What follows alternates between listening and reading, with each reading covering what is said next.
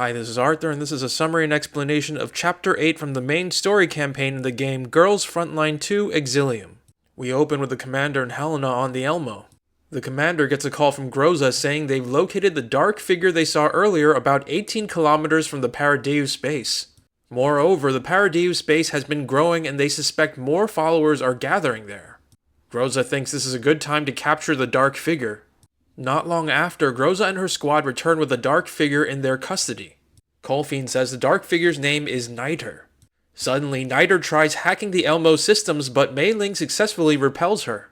They restrain Naidder, and the commander asks Colphne about a symbol. Colphne says she's seen it before in a place called the Dwelling, and that Naidder is the Dwelling's administrator. Naidder and her followers refer to each other as Unitas, with individual followers referred to as Unitates.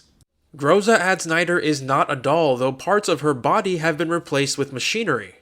Colphne continues and says she overheard a conversation with Naidder on needing to gather more people, and that a purification ritual will take place in 5 days. The commander then explains Paradise used to be known as the White Faction. The commander suspects Naidder is a newer version of a Naito, which were cybernetically enhanced clones that served Paradise in the past. This Naidder uses new systems like nanomachines which were not present in past Naitos. 10 years ago, Paradise was causing unrest in various cities and the commander was tasked to eradicate the organization. The commander asks about Kavatas and Colphne doesn't know what it is, but she does know it is important to Paradise. Just then, Naidder tries to escape just as Paradise forces attack. The commander allows the Paradise forces to retrieve Naidder and tracks them to their base. The commander considers whether this group of Paradise is led by William, the target of his final mission with Griffin, whom he thought was deceased. Once at Naidder's base, Groza and her squad infiltrated by stealing clothes and posing as Unitates. Before leaving the Elmo, the commander asks Groza to keep an eye on Nemesis as she used to be part of a Paradise combat squad.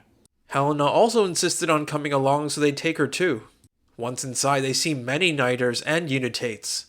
The squad follow the crowd of Unitates and eventually enter a large hall with a large sculpture of a Boojum inside. Side note, Boojums are particularly dangerous Elids. Elids are mutated monsters commonly found in the contamination zone. Near the sculpture stands Crifium, Colphne's target.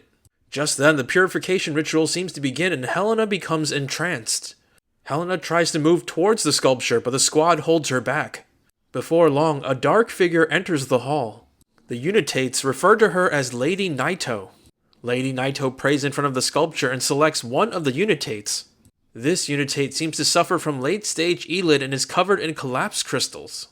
Side note, Elid is the acronym for the disease caused by collapse radiation and is used as slang for monsters mutated by collapse radiation. After this Unitate steps forward, Lady Naito somehow cures him. Colphne is shocked and explains it shouldn't be possible to cure someone with late-stage Elid. Lady Naito then selects Crifium, but instead of curing him, turns him into an Elid. The mutated Crifium now runs at Groza and the squad, and Helena seemingly loses control and her orbs start attacking everything. The rest of the Unitates start attacking them, and Groza and the squad enter combat. As they're fighting, Kralik knocks out and carries Helena, while an enraged Colphne rushes toward Crifium. Colphne screams at Crifium, asking him why Varjägers like him killed someone named Anfia. Colphne then shoots and kills Crifium. Lady Naito then points at another Unitas and Groza recognizes it to be Sextons. Groza orders them to retreat and they do so, with Colphne crying and acknowledging to herself that she finally killed Crifium. They quickly reach a drone waiting outside and escape the area. Aboard the drone, Helena wakes up and tries to attack Kralik, but Colphne sedates her. They soon reach the Elmo and Colphne offers herself to the commander. In exchange, the commander must let her hunt down everyone who hurt her friends in the 3rd Medical Team of the 11th Medical and Chemical Regiment. The commander then gives her something Paludnitsa prepared for him earlier. It is the uniform Colphne wore when she was part of the 11th Regiment. Colphne cries and remembers how Anfia saved her life wearing the same clothes. Colphne explains Anfia Sharapova was the leader of her team in the 11th Regiment. Colphne tells the commander about Anfia and cries while the commander hugs her. After Colphne stops crying, she thanks the commander for the gift and goes to check on Helena. The commander then meets with Groza, who suspects Helena is the lost Kavatas they heard about earlier. Groza explains that during the purification ritual, the Unitates spoke of a pure Kavatas.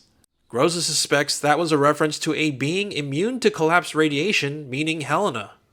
Helena also reacted weird to the whole thing and seems connected to it. Just then, pursuing Unitates attack.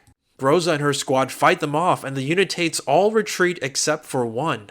That one is Sexton's, and she calls the commander to chat. Sexton seems to have lost her memories and tells the commander to tell her who she is. Sexton's takes off her hood and reveals severe damage. The commander then orders Groza to destroy Sexton's when Lena calls in. And that is the end of this chapter and this video. If you liked what you've seen here, please like, comment, and subscribe.